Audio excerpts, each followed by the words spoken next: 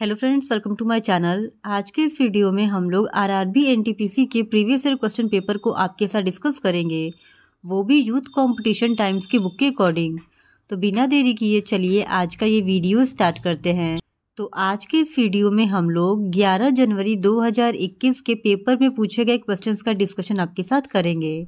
तो question number 1 है, 4 संख्याएं दी गई हैं जिनमें से 3 किसी प्रकार से समान है और एक असंगत है। असंगत संख्या का चयन करें। तो इस क्वेश्चन का सही जवाब है ऑप्शन सी 10। 10 एक भाज्य संख्या है जबकि अन्य विकल्पों की संख्याएं अभाज्य है। फिर क्वेश्चन नंबर 2, निम्नलिखित में से कौन सा मरुस्थल भारत में स्थित नहीं है? तो इस क्वेश्चन का सही जवाब है ऑप्शन ए, सिंधु घाटी का मरुस्थल। सिंधु घाटी का मरुस्थल भारत में स्थित नहीं है। यह मरुस्थल चोलिस्तान, जो कि पाकिस्तान में स्थित है और जिसे स्थानीय भाषा में रोही भी कहते हैं, वहां पर स्थित है और यह थार रेगिस्तान से जुड़ा हुआ है। फिर क्वेश्चन नंबर 3, मैग्नीशियम के लिए प्रयुक्त प्रतीक क्या है? तो इस क्वेश्चन का सही जवाब है ऑप्शन डी, Mg। मैग्नीशियम के लिए प्रयुक्त प्रतीक Mg है। MO मोलिब्डेनम का तत्व का प्रतीक है तथा Mn मैग्नीज का प्रतीक है और Ma मैसूरियम का प्रतीक चिन्ह है। फिर क्वेश्चन नंबर 4, किसी निश्चित कूट भाषा में फीका को URPZ के रूप में लिखा जाता है, तो उसी भाषा में EHJZ को कैसे लिखा जाएगा? तो इस क्वेश्चन का सही जवाब है ऑप्शन ए, यानी जिस प्रकार फीका को URPZ लिखा जाता है उसी प्रकार EHJZ को VSQA लिखा जाएगा। फिर क्वेश्चन नंबर 5, विश्व मरुस्थलीकरण और सूखा रोकथाम दिवस किस दिन मनाया जाता है? तो इस क्वेश्चन का सही जवाब है ऑप्शन सी, 17 जून। 17 जून को विश्व मरुस्थलीकरण एवं सूखा रोकथाम दिवस मनाया जाता है। 1994 में संयुक्त राष्ट्र महासभा द्वारा 17 जून को इसे मनाने की घोषणा की गई थी। फिर क्वेश्चन नंबर 6, एप्पल कंप्यूटर्स के सह संस्थापक कौन है? तो इस क्वेश्चन का सही जवाब है option D, Steve jobs. Steve jobs Apple computers के सह संस्थापक थे और वह पहले एक अमेरिकी बिजनेस टाइकून और आविष्कारक थे। वह एप्पल इंक के सह संस्थापक और मुख्य कार्यकारी अधिकारी भी थे। फिर क्वेश्चन नंबर 7, एक तैराक जिसकी स्थिर जल में चाल 9 किलोमीटर पर आर है, 45 मिनट में धारा की दिशा में 9 किलोमीटर जाता है। धारा की चाल ज्ञात कीजिए। तो इस क्वेश्चन का सही जवाब है option C, 3 km per hour. फिर क्वेश्चन नंबर 8, दिसंबर 1929 में लाहौर में आयोजित कांग्रेस का वार्षिक अधिवेशन इनमें से किस वजह से महत्वपूर्ण था? तो इस क्वेश्चन का सही जवाब है ऑप्शन बी, पूर्ण स्वराज के प्रति प्रतिबद्धता के कारण। फिर क्वेश्चन नंबर 9, निम्नलिखित श्रृंखला में ऐसे कितने 8 हैं जिसके बाद संख्या 4 नहीं आती है परंतु जिसके पहले संख्या 5 आती है? तो ये रीजनिंग का क्वेश्चन है और इसका सही जवाब हो जाएगा ऑप्शन सी, ऐसे 5 8 हैं जिनके बाद संख्या 4 तो नहीं आती है परंतु जिसके पहले 5 संख्या आती है। फिर क्वेश्चन नंबर 10, अक्टूबर 2020 के अनुसार निम्नलिखित में से कौन सा विश्व धरोहर स्थलों की सूची में शामिल नहीं है? तो इस क्वेश्चन का सही जवाब है ऑप्शन डी, यानी हवा महल विश्व धरोहर स्थलों की सूची में शामिल नहीं है। फिर क्वेश्चन नंबर 11, दी गई आकृति में O वृत्त का केंद्र है। यदि एंगल PAB = 35 डिग्री है तो एंगल ARS ज्ञात कीजिए। तो इस क्वेश्चन का सही जवाब है ऑप्शन डी, 125 डिग्री। फिर क्वेश्चन नंबर 12, एक हॉल की लंबाई इसकी चौड़ाई से 7 मीटर अधिक है। यदि इसका परिमाप 62 मीटर है तो हॉल की लंबाई ज्ञात कीजिए। तो इस क्वेश्चन का सही जवाब है ऑप्शन बी, यानी 19 मीटर इस सवाल का सही जवाब हो जाएगा। फिर क्वेश्चन नंबर 13, शाहजहां की बेटी जहांआरा ने शाहजहांबाद दिल्ली में स्थापित नई राजधानी की कई वास्तुशिल्प परियोजनाओं में भाग लिया था। तो इस क्वेश्चन का सही जवाब है ऑप्शन डी, जहांआरा। जहांआरा ने शाहजहांबाद दिल्ली में स्थापित नई राजधानी की कई वास्तुशिल्प परियोजना में भाग लिया था। इनमें से आंगन व बाग के साथ 1-2 मंजिली मध्य कारवा सराय थी। फिर क्वेश्चन नंबर 14, दिए गए व्यंजक का मान ज्ञात करें। तो इस क्वेश्चन का सही जवाब हो जाएगा ऑप्शन ए 17। फिर क्वेश्चन नंबर 15, 35 स्कूली छात्रों के एक समूह की आयु का माध्य 16 वर्ष है। एक 52 वर्षीय शिक्षक समूह में शामिल हुए। छात्रों और शिक्षक की आयु का माध्य ज्ञात कीजिए। तो इस क्वेश्चन का सही जवाब हो जाएगा ऑप्शन डी 17 वर्ष। फिर क्वेश्चन नंबर 16, दो संख्याओं का लघुत्तम समापवर्त्य उनके महत्तम समापवर्तक का 24 गुना है। उनके महत्तम समापवर्तक और लघुत्तम समापवर्त्य का योग 750 है। यदि उन संख्याओं में से एक संख्या 90 है तो दूसरी संख्या ज्ञात कीजिए। तो इस क्वेश्चन का सही जवाब है ऑप्शन ए 240। फिर क्वेश्चन नंबर 17, एशिया का सबसे बड़ा उद्यान इंदिरा गांधी मेमोरियल ट्यूलिप उद्यान के शहर में स्थित है। तो इस क्वेश्चन का सही जवाब है ऑप्शन डी श्रीनगर। एशिया का सबसे बड़ा उद्यान इंदिरा गांधी मेमोरियल ट्यूलिप उद्यान श्रीनगर शहर में स्थित है और इसका पूर्व नाम सिराज बाग था।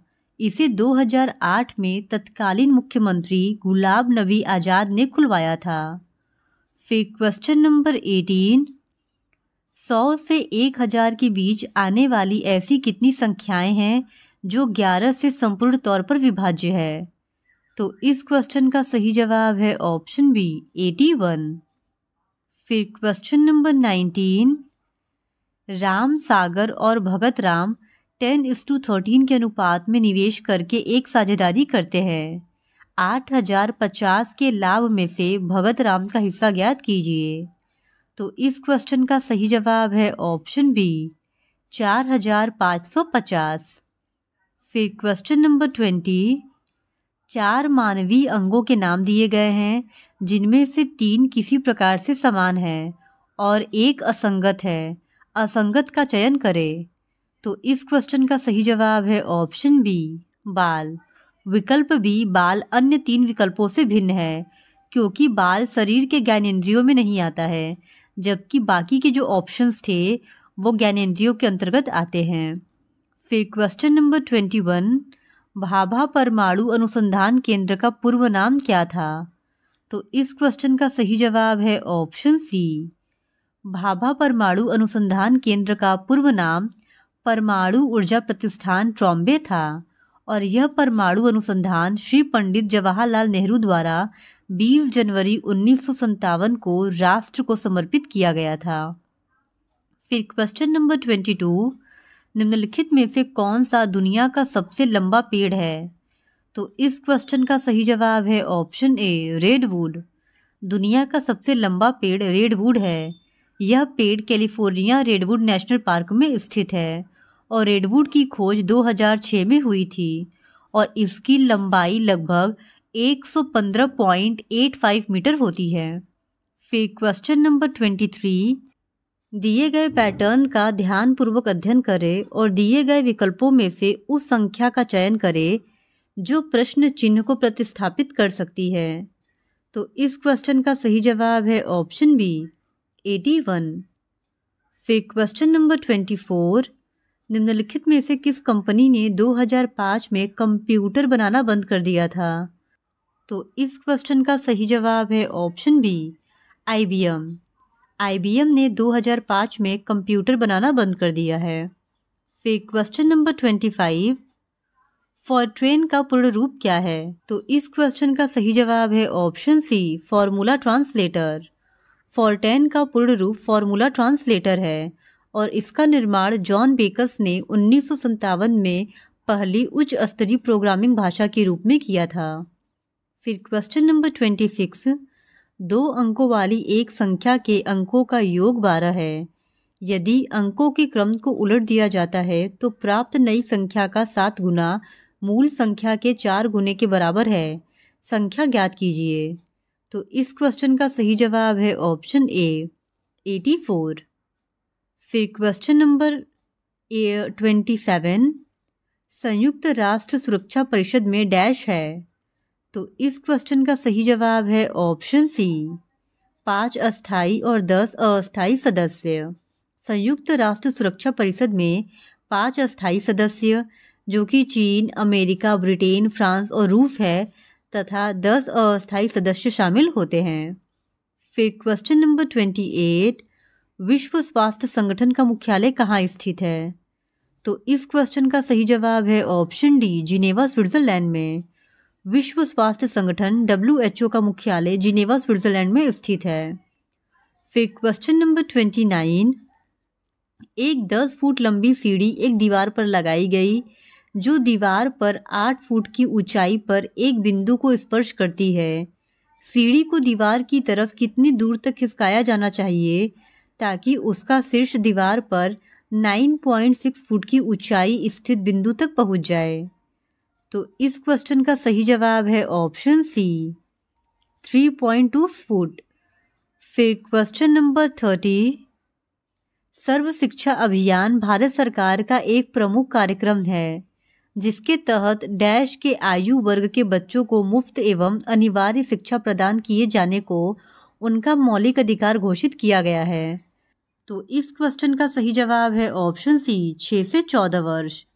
सर्व शिक्षा अभियान भारत सरकार का एक प्रमुख कार्यक्रम है जिसकी शुरुआत वर्ष 2000-2001 में अटल बिहारी वाजपेयी द्वारा की गई थी और इसके तहत 6 से 14 वर्ष आयु वर्ग के बच्चों को मुफ्त एवं अनिवार्य शिक्षा प्रदान किए जाने को उनका मौलिक अधिकार घोषित किया गया है।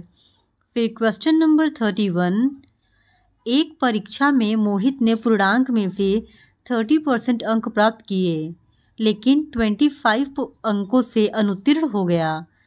एक अन्य छात्र जिसने 38% अंक प्राप्त किए उससे उत्तीर्ण होने के लिए आवश्यक अंकों से 15 अंक अधिक मिले। उत्तीर्ण होने के लिए आवश्यक अंक प्रतिशत ज्ञात कीजिए। तो इस क्वेश्चन का सही जवाब है ऑप्शन बी, यानी कि 35%। फिर क्वेश्चन नंबर 32, FSSAI द्वारा निम्नलिखित में से किस IIT को 7 ईट राइट कैंपस में से एक के रूप में घोषित किया गया है।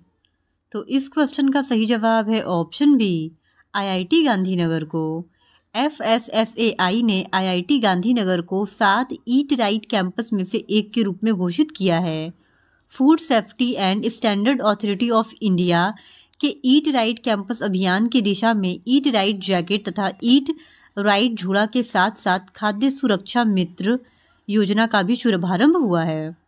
फिर क्वेश्चन नंबर 33, इनमें से कौन सा 1853 में अंग्रेजों द्वारा भारत के लिए किए गए सबसे महत्वपूर्ण योगदानों में से एक है जिसने लोगों को लंबी दूरी की यात्रा करने में सक्षम बनाया।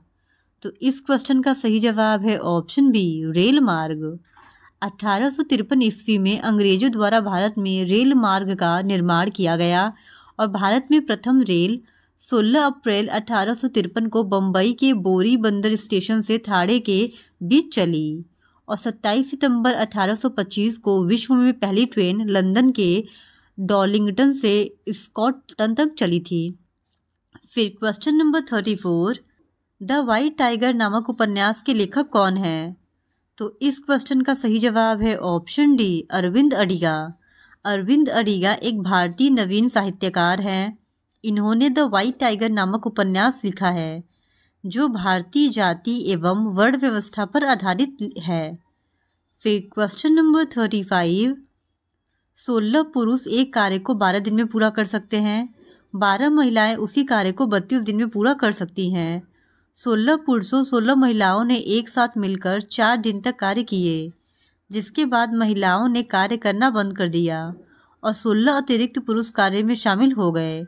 इस स्थिति में कार्यरत पुरुषों को शेष कार्य को पूरा करने में कितना समय लगेगा।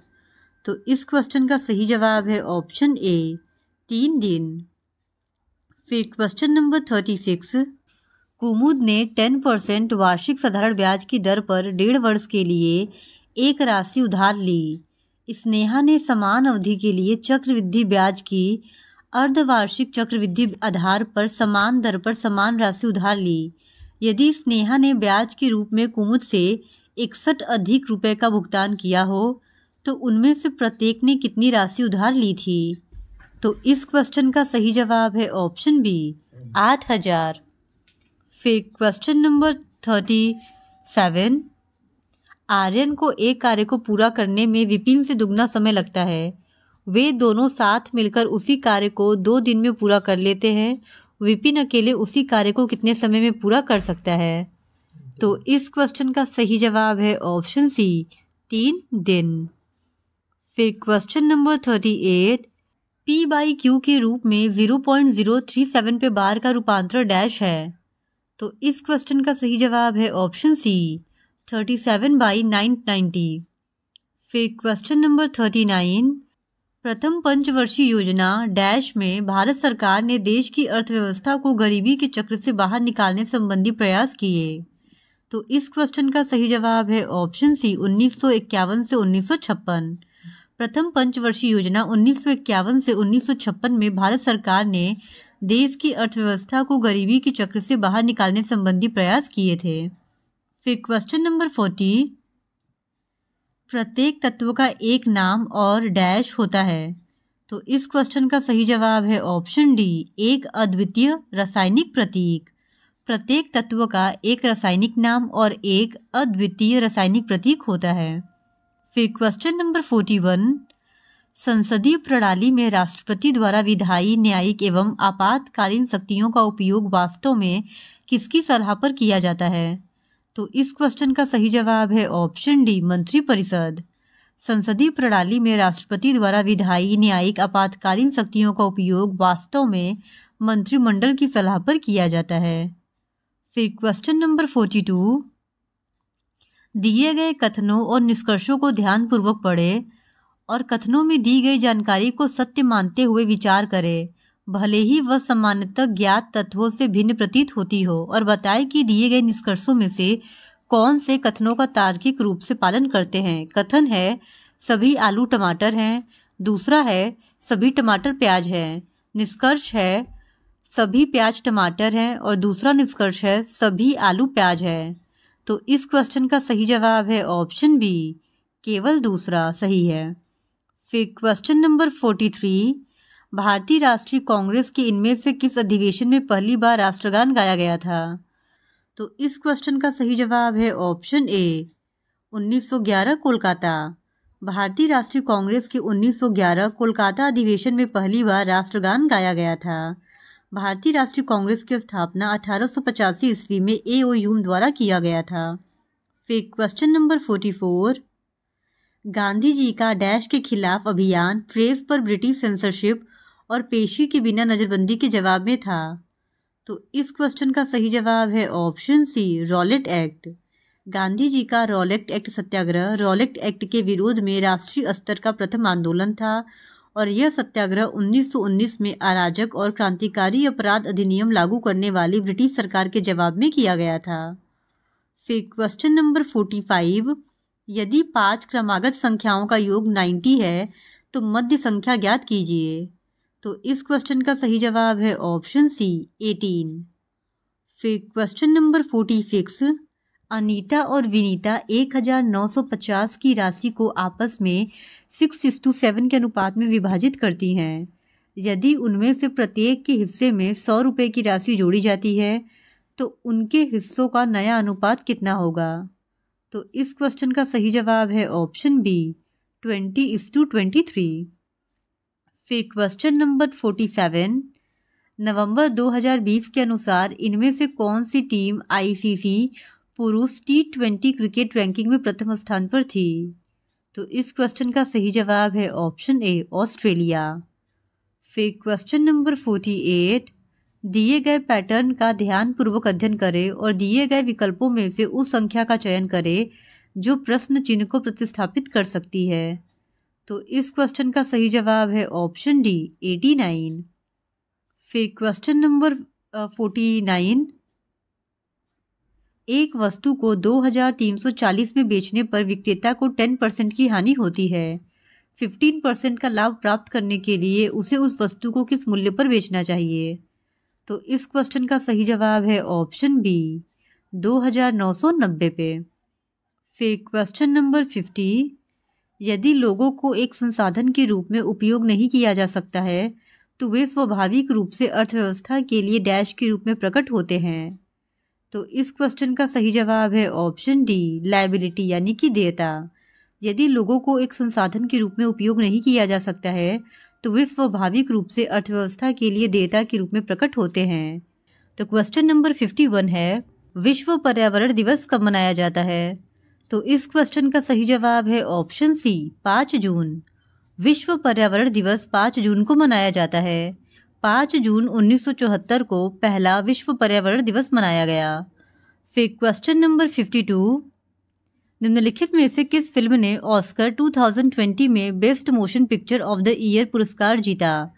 तो ये क्वेश्चन उस टाइम का करंट अफेयर था, इसी वजह से ये पूछा गया है। तो क्वेश्चन नंबर 52 का जो सही जवाब हो जाएगा वो हो जाएगा option C parasite. Film parasite ने ऑस्कर 2020 में best motion picture of the year का पुरस्कार जीता था। फिर क्वेश्चन नंबर 53, निम्नलिखित को हल कीजिए। तो ये मैथ्स का एक क्वेश्चन दिया गया है जिसको कि सॉल्व करना था। तो इसका सही जवाब हो जाएगा ऑप्शन ए यानी कि 23.221। फिर क्वेश्चन नंबर 54, दिए गए आरेख में वृत्त टी शिक्षकों को निरूपित करता है, वृत्त एस छात्रों को निरूपित करता है और वृत्त पी प्राचार्य को निरूपित करता है। क्षेत्रों को 1 से 7 तक की संख्याओं से दर्शाया गया है। आरेख के आधार पर नीचे दिए गए प्रश्न का उत्तर दें। तो क्वेश्चन है, उस क्षेत्र का चयन करें जो उन शिक्षकों को निरूपित करता है जो न तो छात्र है और न ही प्राचार्य। तो इस क्वेश्चन का सही जवाब है ऑप्शन डी 5। फिर क्वेश्चन नंबर 55, कौन सा विटामिन रक्त का थक्का जमने के लिए आवश्यक प्रोटीन और कैल्शियम को सक्रिय करता है? तो इस क्वेश्चन का सही जवाब है ऑप्शन बी विटामिन के। विटामिन के की कमी से रक्त का थक्का बनने में कमी होती है और इसकी कमी से हड्डियां भी कमजोर होती है। विटामिन के रक्त का थक्का जमाने में आवश्यक प्रोटीन और कैल्शियम को सक्रिय करता है। फिर क्वेश्चन नंबर 56, अधिक ऊंचाई वाले क्षेत्रों में बर्फ की सफाई निम्न में से किसके द्वारा की जाती है? तो इस क्वेश्चन का सही जवाब है ऑप्शन डी, अधिक ऊंचाई वाले क्षेत्रों में बर्फ की सफाई सीमा सड़क संगठन के द्वारा किया जाता है। सीमा सड़क संगठन की स्थापना 7 मई 1960 को भारत के सीमांत क्षेत्रों में सड़क नेटवर्क का निर्माण तथा प्रबंधन करने हेतु किया गया था और इसका मुख्यालय नई दिल्ली में स्थित है। फिर क्वेश्चन नंबर 57, डैश वह प्रक्रिया है जिसके तहत किसान अपनी भूमि पर वाणिज्यिक और गैर वाणिज्यिक उद्देश्यों के लिए वृक्ष उगाते हैं। तो इस क्वेश्चन का सही जवाब है ऑप्शन सी कृषि वानिकी।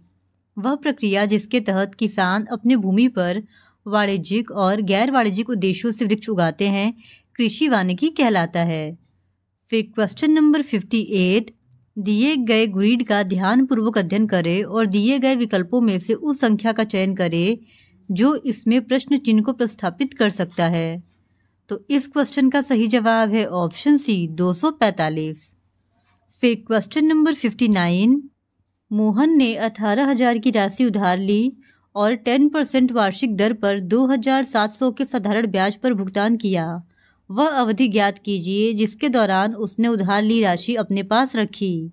तो इस क्वेश्चन का सही जवाब है ऑप्शन बी 3/2 वर्ष। फिर क्वेश्चन नंबर 60, इनमें से कौन सी संस्था भारत में बीमा उद्योग को विनियमित करने, बढ़ावा देने और उसका क्रमिक विकास सुनिश्चित करने के लिए जिम्मेदार है? तो इस क्वेश्चन का सही जवाब है ऑप्शन सी IRDAI। भारत में बीमा उद्योग को विनियमित करने, बढ़ावा देने और उसका क्रमिक विकास सुनिश्चित करने के लिए संस्था IRDAI जिम्मेदार है। इसका पूरा नाम insurance regulatory and development authority of India है और इसका गठन बीमा विनियामक एवं विकास प्राधिकरण अधिनियम 1999 के तहत किया गया है और इसका मुख्यालय हैदराबाद तेलंगाना में स्थित है। फिर क्वेश्चन नंबर 61, किसी निश्चित कूट भाषा में राहुल को 60 के रूप में लिखा जाता है तो उसी भाषा में अरुण को कैसे लिखा जाएगा? तो इस क्वेश्चन का सही जवाब है ऑप्शन डी 54।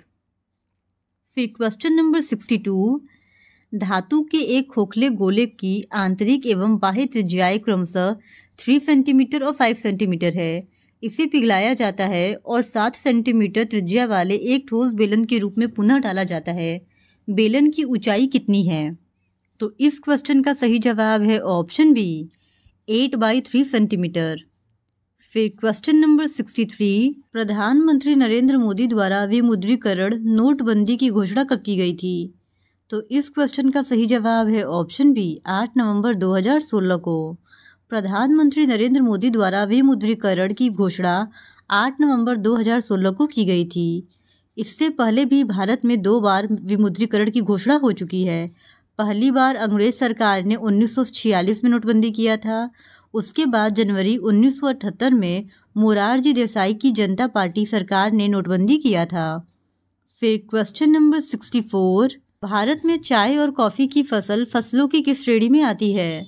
तो इस क्वेश्चन का सही जवाब है ऑप्शन डी, वृक्षारोपण फसलें यानी प्लांटेशन क्रॉप के अंतर्गत भारत में चाय और कॉफ़ी की फसलें आती है।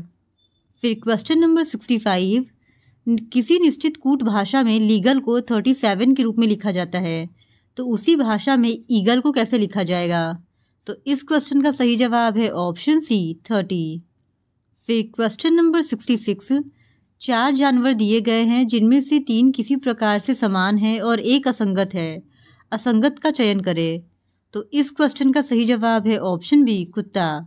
कुत्ता अन्य तीनों विकल्पों से भिन्न है क्योंकि अन्य 3 विकल्पों के जानवर शाकाहारी श्रेणी के अंतर्गत आते हैं जबकि कुत्ता सर्वाहारी है।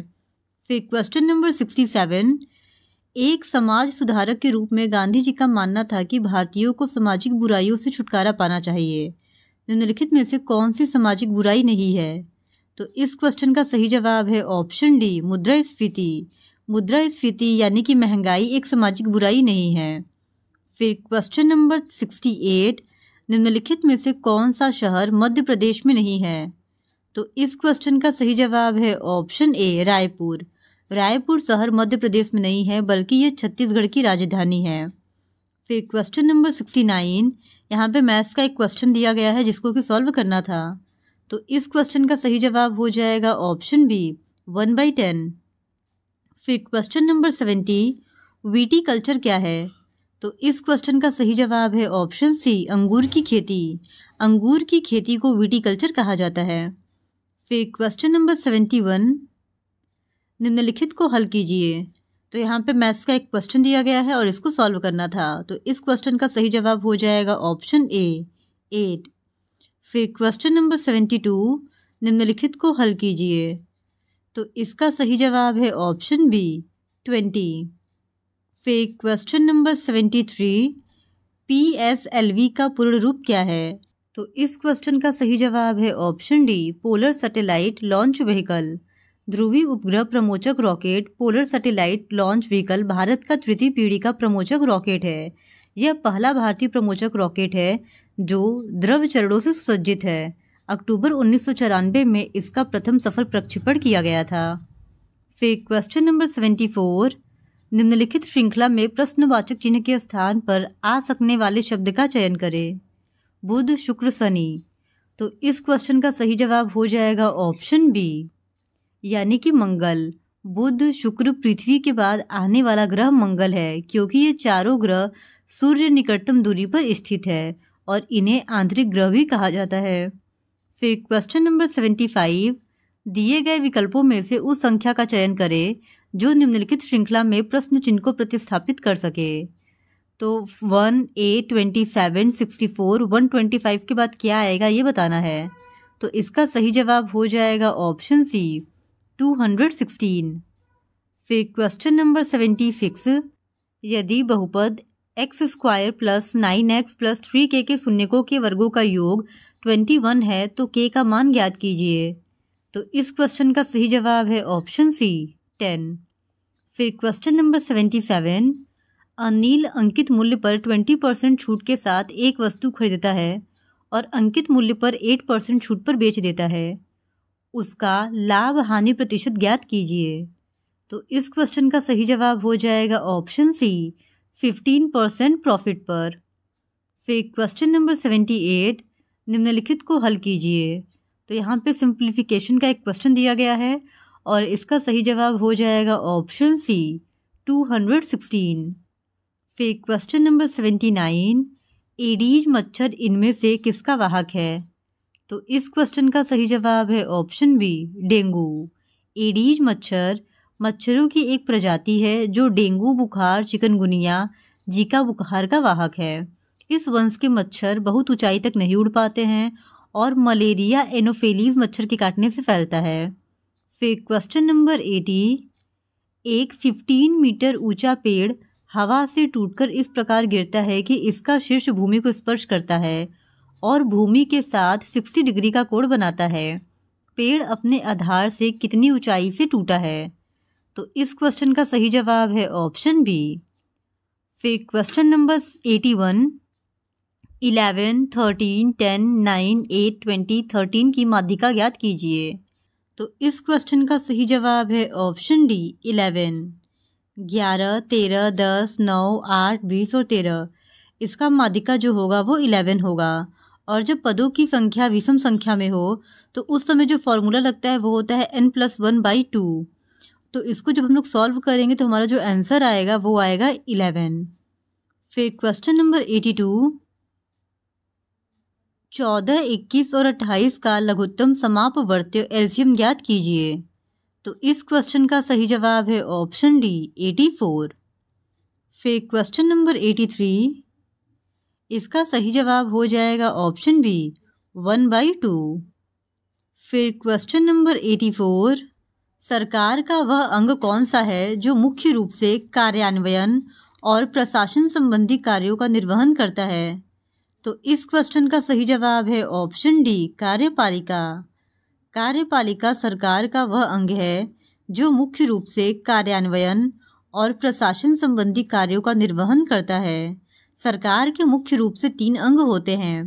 पहला विधायिका जो कानून व जननीतियाँ बनाता है, दूसरा कार्यपालिका जो कार्यान्वयन और प्रशासन संबंधी कार्यों का निर्वहन करता है, और तीसरा न्यायपालिका जो कि हमारे संविधान में लिखित कानूनों का पालन करवाता है।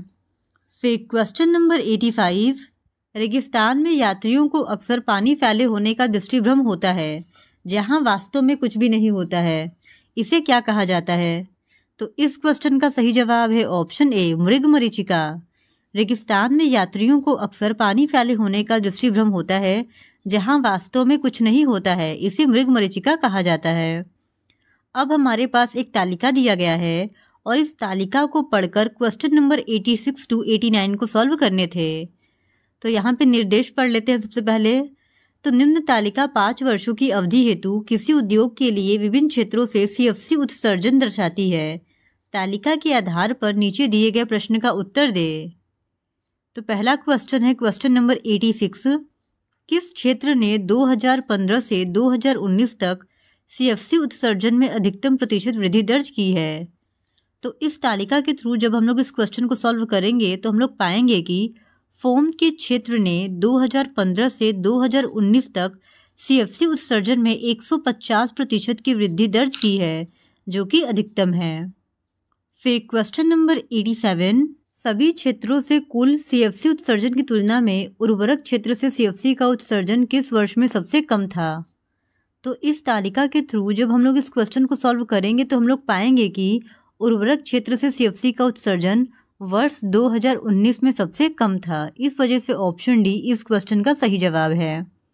फिर क्वेश्चन नंबर 88, कीटनाशक क्षेत्र से 2015 से 2019 तक CFC उत्सर्जन में कितने प्रतिशत वृद्धि हुई? तो इस क्वेश्चन का सही जवाब है ऑप्शन डी 80%। फिर क्वेश्चन नंबर 89, 2017 में सभी क्षेत्रों से होने वाले कुल CFC उत्सर्जन की तुलना में सीमेंट क्षेत्र से होने वाले CFC उत्सर्जन का योगदान लगभग कितने प्रतिशत है? तो इस क्वेश्चन का सही जवाब है ऑप्शन बी 27%। फिर क्वेश्चन नंबर 90, यहाँ पे दिया गया है, नीचे दिए गए कथनों और निष्कर्षों को ध्यानपूर्वक पढ़ें, यह मानते हुए कि दिया गया कथन सत्य है चाहे वह स्थापित तथ्यों से भिन्न प्रतीत होता हो। यह बताए कि दिए गए निष्कर्ष में से कौन से कथन का तार्किक रूप से अनुसरण करता है।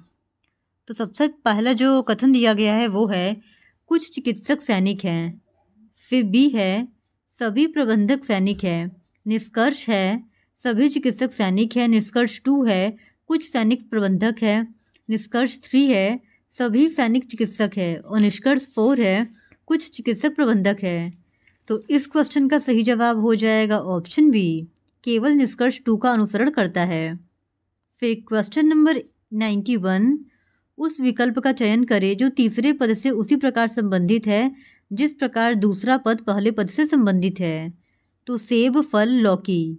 तो इस क्वेश्चन का सही जवाब हो जाएगा ऑप्शन सी, जिस तरह सेब एक फल है उसी प्रकार लौकी सब्जी है, यानी ऑप्शन सी इस क्वेश्चन का सही जवाब है। फिर क्वेश्चन नंबर 92, दिए गए पैटर्न का ध्यानपूर्वक अध्ययन करें और दिए गए विकल्पों में से उस संख्या का चयन करें जो प्रश्न चिन्ह को प्रतिस्थापित कर सकता है। तो इस क्वेश्चन का सही जवाब है ऑप्शन ए, 46। 46 जो है वो क्वेश्चन मार्क की जगह आएगा। फिर क्वेश्चन नंबर 93, यदि राम मोहन के पुत्र का भाई है तो राम का मोहन से क्या संबंध है। तो इस क्वेश्चन का सही जवाब है ऑप्शन ए, पुत्र का। ये क्वेश्चन ब्लड रिलेशन का है और इसको सॉल्व करने पे हम लोग पाएंगे कि राम मोहन का पुत्र है। फिर क्वेश्चन नंबर 94, दिए गए आरेख में वृत्त टी शिक्षकों को निरूपित करता है, वृत्त एस छात्रों को निरूपित करता है और वृत्त पी प्राचार्य को निरूपित करता है। क्षेत्रों को 1 से 7 तक की संख्याओं से दर्शाया गया है। आरेख के आधार पर नीचे दिए गए प्रश्न का उत्तर दे। तो प्रश्न है, उस क्षेत्र का चयन करें जो उन प्राचार्यों को निरूपित करता है जो छात्र है परंतु शिक्षक नहीं। तो इस आरेख के थ्रू जब हम लोग इस क्वेश्चन को सॉल्व करेंगे तो हम लोग पाएंगे कि क्षेत्र 3 उन प्राचार्यों को निरूपित करता है जो छात्र तो है परंतु शिक्षक नहीं, यानी ऑप्शन सी इस क्वेश्चन का सही जवाब है। फिर क्वेश्चन नंबर 95, यदि 3 से 39 तक की सभी विषम संख्याओं को हटा दिया जाता है तो कितनी संख्याएं शेष रह जाएंगी। तो इस क्वेश्चन का सही जवाब है ऑप्शन सी, 18। 3 से 39 तक कुल पदों की संख्या 37 है और जब हम लोग इसमें से जितने भी विषम संख्या है उनको हटा देंगे तो टोटल 18 संख्याएं शेष रह जाएंगी। फिर क्वेश्चन नंबर 96, किसी विशिष्ट कूट भाषा में यदि मोर्टल को TORMLA के तौर पर पुनः व्यवस्थित किया जाता है तो उसी कूट भाषा में पीपल को किस तरह पुनः व्यवस्थित किया जाता है।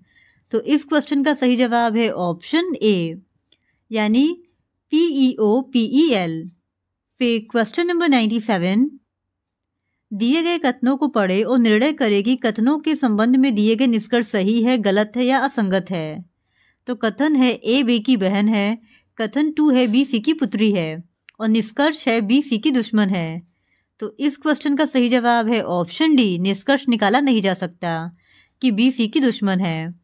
फिर क्वेश्चन नंबर 98, दिए गए विकल्पों में से उस अक्षर समूह का चयन करें जो निम्नलिखित श्रृंखला में प्रश्न चिन्ह को प्रतिस्थापित कर सके। तो यहाँ पे हमारे पास 3 का एक श्रृंखला दिया गया है और क्वेश्चन मार्क की जगह हमको बताना है कि क्या आएगा। तो इस क्वेश्चन का सही जवाब हो जाएगा ऑप्शन डी, YBAZ। फिर क्वेश्चन नंबर 99, दिए गए आरेख में वृत्त टी शिक्षकों को निरूपित करता है, वृत्त एस छात्रों को निरूपित करता है और वृत्त पी प्राचार्य को निरूपित करता है। क्षेत्रों को 1 से 7 तक की संख्याओं से दर्शाया गया है। आरेख के आधार पर नीचे दिए गए प्रश्न का उत्तर दे। तो ये आरेख है और जो प्रश्न है वो है, उस क्षेत्र का चयन करें जो उन प्राचार्यों को निरूपित करता है जो शिक्षक है और छात्र दोनों है। तो इस आरेख को ध्यानपूर्वक देखने से ये समझ में आता है कि क्षेत्र 1 उन प्राचार्यों को निरूपित करता है जो शिक्षक और छात्र दोनों हैं, यानी ऑप्शन ए इस सवाल का सही जवाब है। फिर क्वेश्चन नंबर 100, दिए गए विकल्पों में से उस अक्षर अंकी समूह का चयन करें जो निम्नलिखित श्रृंखला में प्रश्न चिन्ह को प्रतिस्थापित कर सके। तो यहाँ पे एक सीरीज दिया गया है और हम लोगों को बताना है कि क्वेश्चन मार्क की जगह क्या आएगा। तो इस सीरीज को जब एनालाइज हम लोग करेंगे तो हम लोग पाएंगे कि यहाँ +3 और -3 का जो कोडिंग है वो चल रहा है। तो इस तरह इस सवाल का जो सही जवाब हो जाएगा वो हो जाएगा ऑप्शन सी, J10Q, यानी सबसे पहले +3 होगा, फिर +3 होगा, फिर -3 होगा। तो इस तरह हमने RRB NTPC की एक और प्रीवियस ईयर क्वेश्चन पेपर को आपके साथ डिस्कस कर लिया है। और अगर आप RRB NTPC की और भी इसी तरह प्रीवियस ईयर क्वेश्चन पेपर को देखना चाहते हैं तो please do subscribe to my channel and like this video. Thank you very much.